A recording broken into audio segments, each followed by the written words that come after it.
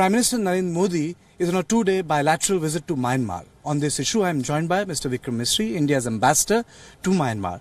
Sir, what's on the agenda? This is Prime Minister Narendra Modi's first visit to Myanmar in terms of having a bilateral. Yes. Last time he came in 2014, but that was a summit. Yes, it's his first bilateral visit, and it's coming at a time when there is a transition going on in this country, and in that sense it's a very timely visit.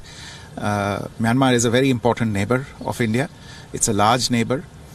We share 1600 kilometers plus long land boundary with it, maritime boundaries with it. It's a country with which we have ancient linkages of history, civilization, religion, language, people. We were together during the colonial times as well. I think more importantly, Myanmar figures very prominently in two major foreign policy priorities that have been outlined by Prime Minister Modi, and they are Act East and Neighbourhood First. It's a very important actor in our neighbourhood, and it's an important member of the ASEAN. So in that sense, I think the forthcoming visit will have a number of issues on the agenda, primarily the bilateral relationship.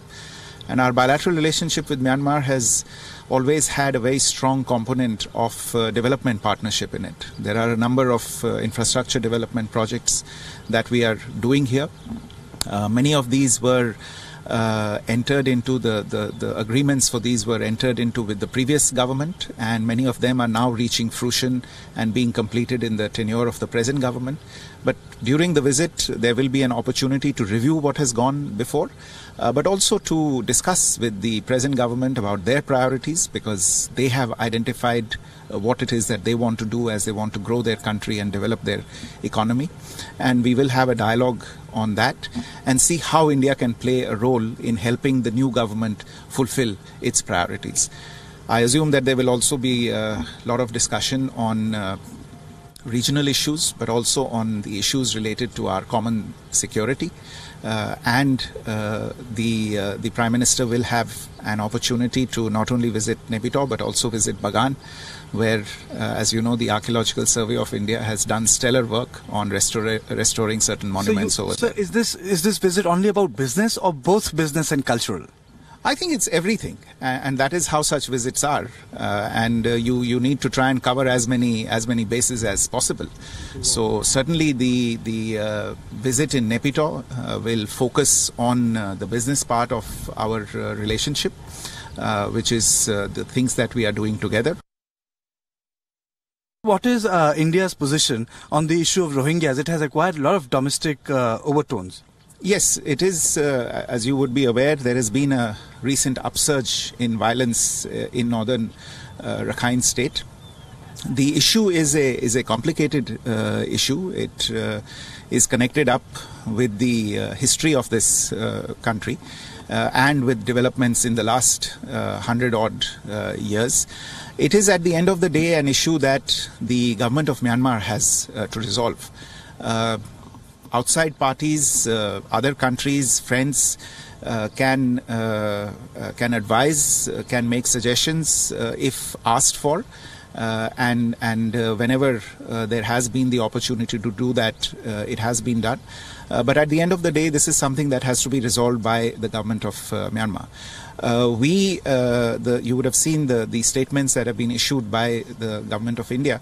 We obviously, condemn any violence, extremist-inspired violence in this state, because we do not think that violence is going to solve anything. And we are hopeful that all stakeholders can come together in a process of dialogue and reach a solution that is based on justice, on equity, and on dignity. I should make mention in this context of the fact that we had a very good, very constructive report that I would say was recently delivered by the Kofi Annan Commission, the Advisory Commission on Rakhine, that it should be noted was set up by the government of Myanmar itself. And I think the government of Myanmar has issued a very constructive welcome to that report. I think that the report contains recommendations that can lead to bring about approaches that can resolve this situation or can contribute to resolving this situation. But this cannot be done, I think, in an atmosphere that is characterized by violence.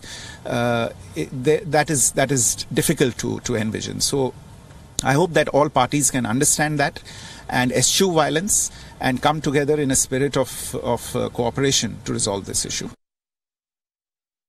How does India see the China trying to force its way for buying majority stake in the strategic deep water port in Bay of Bengal? Are we worried about it? No, this is it's something that is to be discussed between Myanmar and its other partners who it's engaged with in this discussion.